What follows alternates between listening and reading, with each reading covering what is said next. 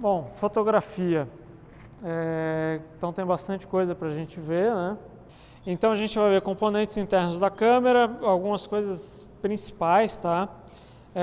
Exposição fotográfica, resolução e orientação de janela de vídeo, taxa de quadros por segundo, que a gente já comentou hoje aqui, né? Frame rate, em português taxa de quadros por segundo, posições, angulações e movimentos de câmera, iluminação e composição de imagem, storyboard e mapa de luz, comentei para vocês também storyboard já hoje, né?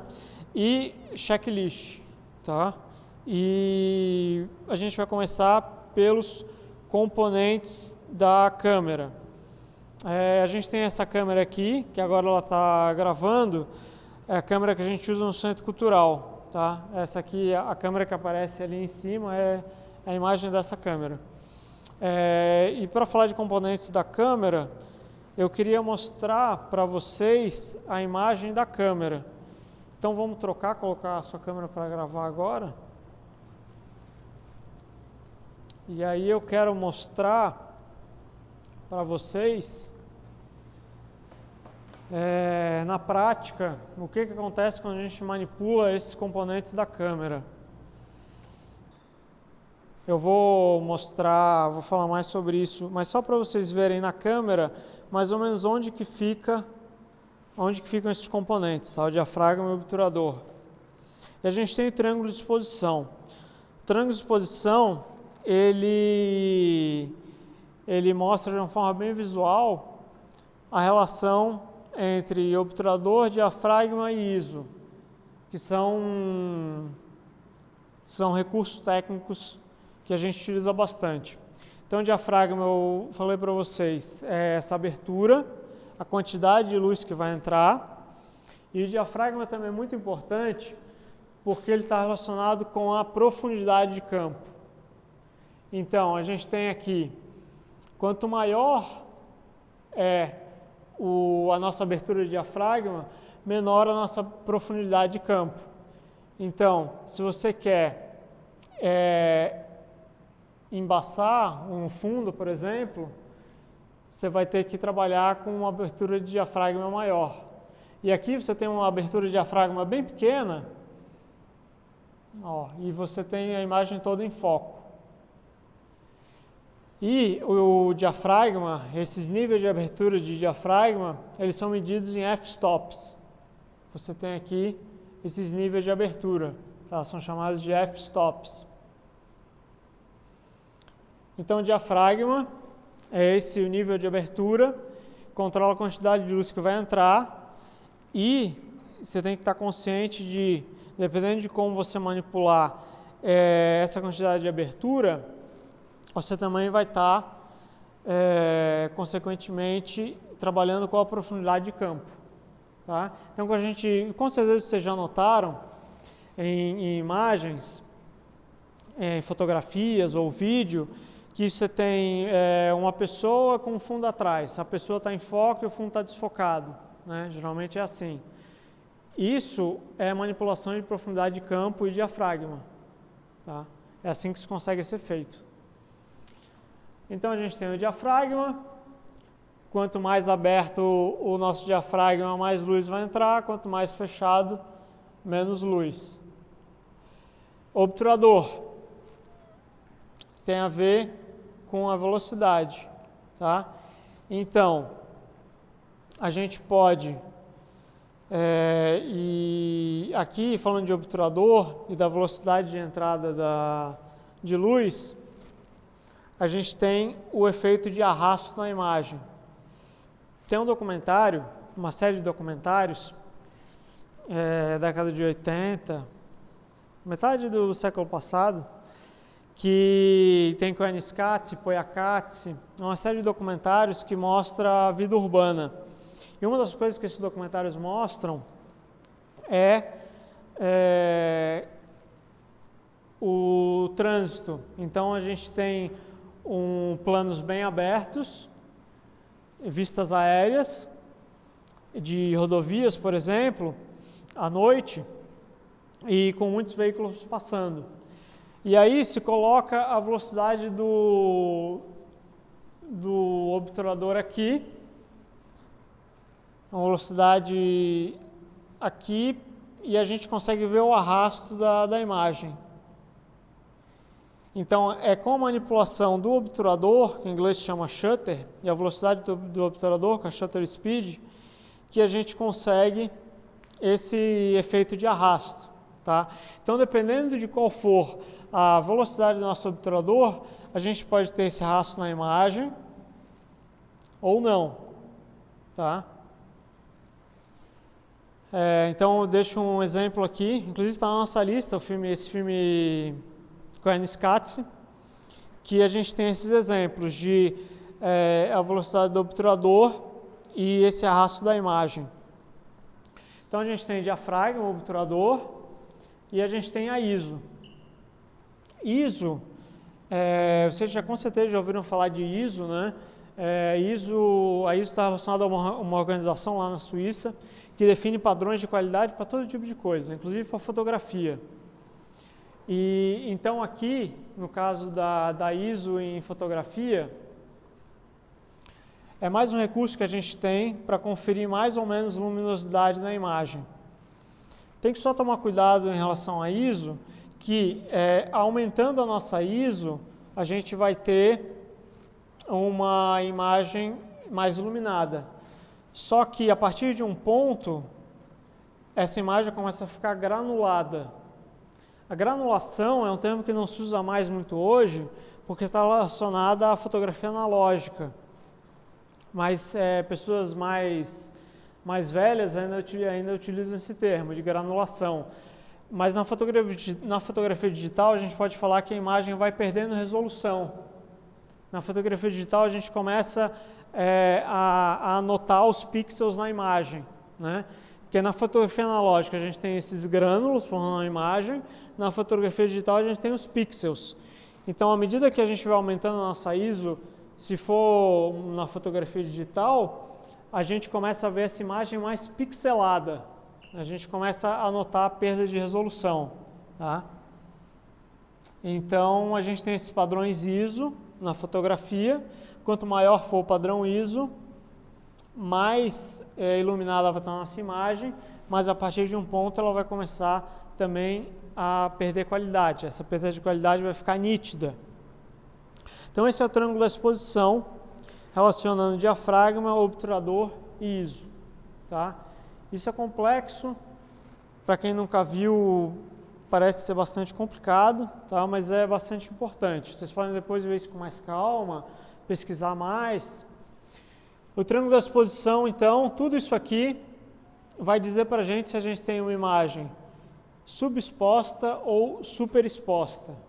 Eu vou dar uns exemplos práticos de superexposição e subexposição, que são termos bem importantes e muita gente não conhece, até gente que trabalha com isso. Exemplos práticos de superexposição e subexposição. Filme Ghost. Acho que, não sei, quem é da minha idade com certeza já assistiu. Esse filme passou muito na sessão da tarde, passava muito na Globo. Eu assisti várias vezes. Filme Ghost. A gente tem aqui um exemplo de superexposição. Por que essa imagem está superexposta? A gente não tem praticamente leitura de nada aqui. Bom, praticamente, a maior parte dessa imagem é luz. Tá? Tudo isso aqui está superexposto. A gente só tem luz branca aqui. Então isso é a superexposição. Já aqui, no filme Apocalipse Now, a gente tem um exemplo de subexposição. Em quase toda a imagem a gente também não tem leitura, só que a gente não tem leitura por causa da subexposição, porque está praticamente tudo escuro. A gente tem uma fonte de luz aqui muito pontual, que só mostra uma parte do rosto do Marlon Brando aqui, é o ator Marlon Brando no filme Apocalipse Now. E a gente quase não tem leitura por causa da subexposição. Então esses são os dois exemplos práticos de superexposição e subexposição. Tá? Superexposição, que a gente tem muita luz.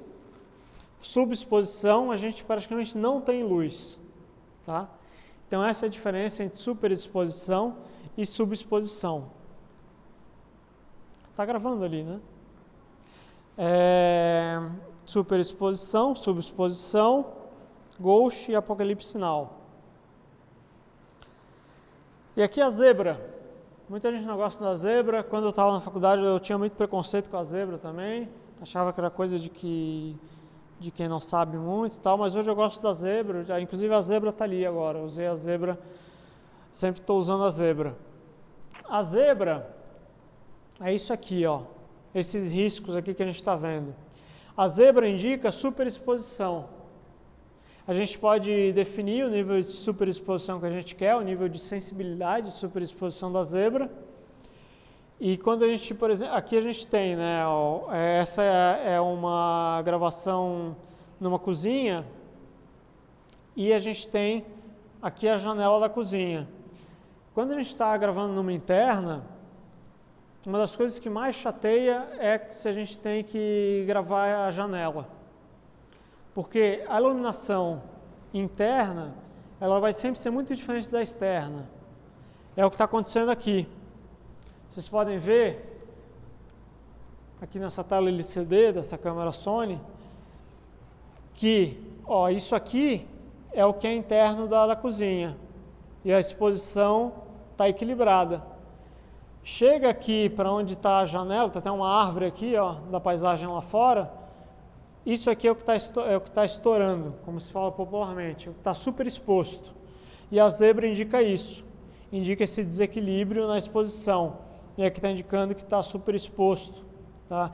E aí você pode fechar mais o seu diafragma para entrar menos luz e tentar cortar essa superexposição.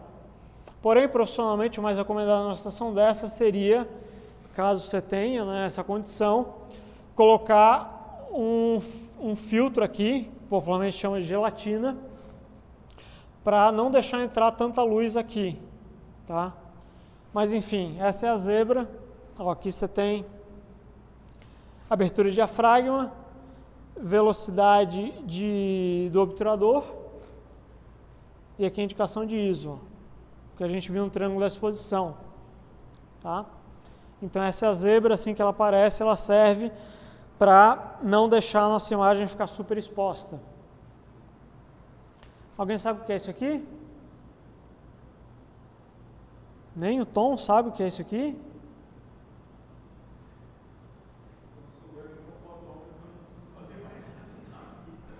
Isso aqui era uma coisa que eu gostava muito, né? Muito bonitinho. Tem gente que acha que é um microfone, né? Mas não tem nada a ver com isso. Isso aqui são modelos de fotômetro. Tá? A fotometria tem a ver com a medição de exposição. Então, esse fotômetro aqui, a gente tem aqui um modelo analógico e modelos digitais. Né? O fotômetro, a gente apontava essa bolinha aqui branca para o assunto que a gente queria fotografar. Em fotografia se usa muito esse termo de assunto. Né? O assunto fotográfico é o que a gente está fotografando. Então, coloca o fotômetro, por exemplo, você vai fotografar uma pessoa na frente de um fundo. Você quer saber como que você vai regular diafragma e obturador para fotografar essa pessoa. Coloca o fotômetro na frente do rosto dela, essa bolinha aqui na frente do rosto dela, o fotômetro ia indicar quanto que você deveria colocar de diafragma e qual a abertura de diafragma e qual a velocidade de obturador para conseguir fotografar. Tá? Hoje não se usa mais equipamentos assim, porque pode ser feito tudo digitalmente, né? Tem aplicativo no celular de fotometria. Né? Mas a fotometria é isso, é para auxiliar no controle de exposição fotográfica. Tá?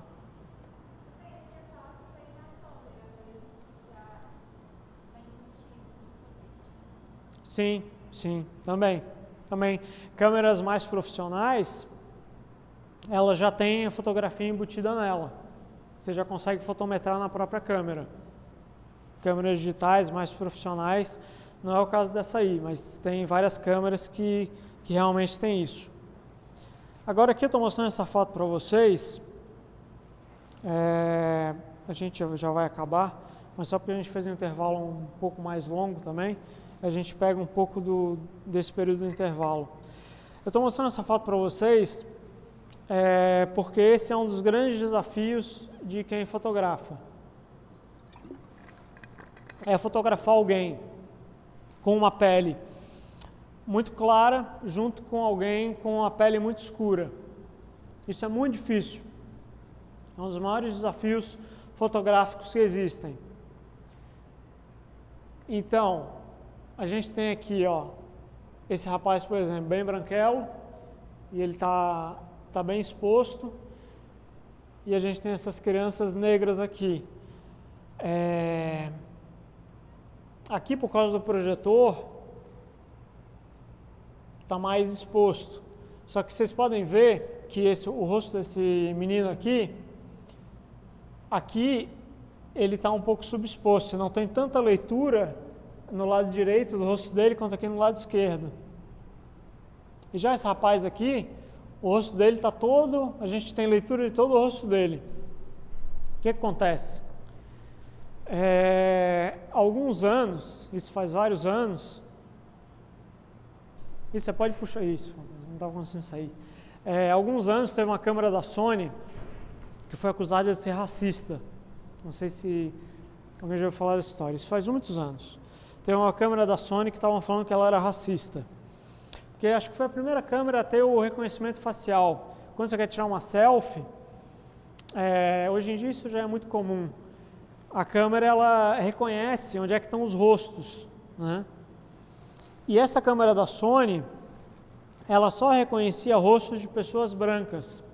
Se colocava uma pessoa negra para ser fotografada, ela não reconhecia um rosto ali. E as pessoas diziam que é porque a câmera era racista. O que acontece? Quando a gente vai fotografar, a gente faz algo que é a calibragem de cores. Que antigamente, na época dessa câmera, só se fazia o balanço de branco. Então você fazia a calibragem das cores a partir do branco. Hoje em dia, câmeras mais profissionais, essa aí, por exemplo, só faz balanço de branco, só vai calibrar as cores a partir do branco. Mas tem outras câmeras que fazem o balanço de branco, balanço de preto e balanço de cinza também. Isso aqui deve ter sido feito só o balanço de branco, a calibragem a partir do branco.